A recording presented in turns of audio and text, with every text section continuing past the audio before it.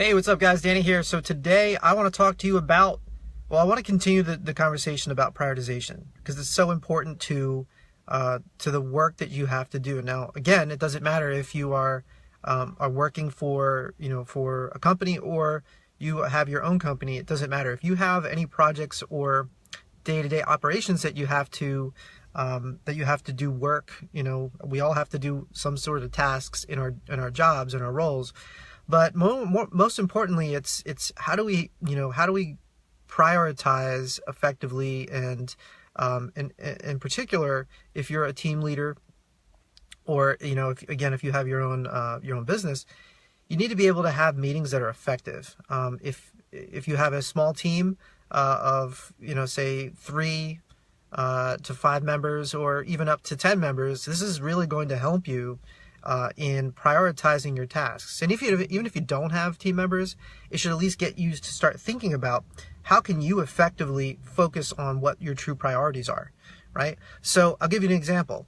If you have, if you're following a Kanban or Scrum Kanban type of methodology, the way that meetings are held are in these formats called stand-ups. And so if you're not familiar with those, what that means is it's every day I've got a 15-minute window, a 15-minute meeting that I need to get updates from my staff on what things have they accomplished, what things are they working on, and what roadblocks, obstacles, impediments that they may have that are keeping them from getting some of the work that they have on their plate done.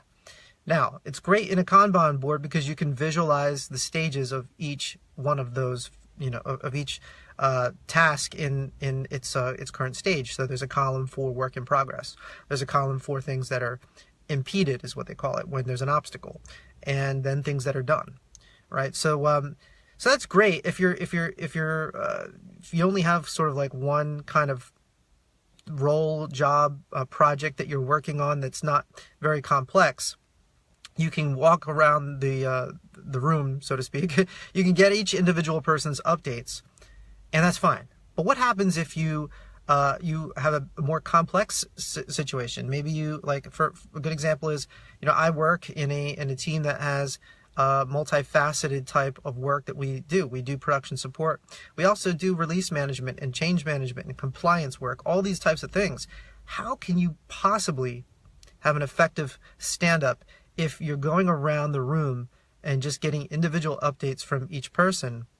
And it's hard to maybe conceptualize this, but the picture I'm trying to paint here is that let's say Joe has is part of a project, and you're looking at his Kanban board, and you're looking at all of Joe's tasks that he has to do, and he's giving his updates. But then Mary is maybe 4th in line to do her updates. And you've gone through Joe's stand-up and all of his updates, and then by the time you go through the 2 or 3 other people in between, Joe and Mary, now she's giving her updates on the same projects and initiatives that she has tasks associated to her from Joe's. So it's a little bit complex, but I guess the point of clarification I'm trying to show you is that it's inefficient. If you are breaking that continuity of discussion on a particular project, item, something that's related that may have subtasks, and you're breaking that conversation up to go and hop from, well, let's talk about this project, Project A, and then let's go, we're not done talking about Project A, let's go talk about Project B, and then come back to Project A. That's kind of the spaghetti mess that we end up doing if we have a more advanced types of work that we do as a sprint or Kanban team or Scrum team, whatever. Yeah, actually sprint or Kanban team in your sprints or your stand-ups. How do you be more effective? And so the answer to that is you need to talk about the work, not necessarily go by individual. So you need to focus on talking about the initiatives that you are working on, and then go person to person that's assigned to anything related to those initiatives. So maybe you have a project to set up a website, right?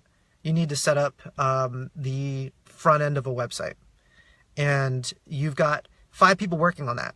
So you've got 5 people working on that particular initiative, right? and then you've got somebody creating the back end, and you've got 5 people focusing on that initiative. So rather than go just through each individual person without focusing on the actual end goal and the project that you're working on, focus on the project first, go into that, get your updates from your individual team members, and move on to the next project. So anyway, I just want to pop in and just give you that tip.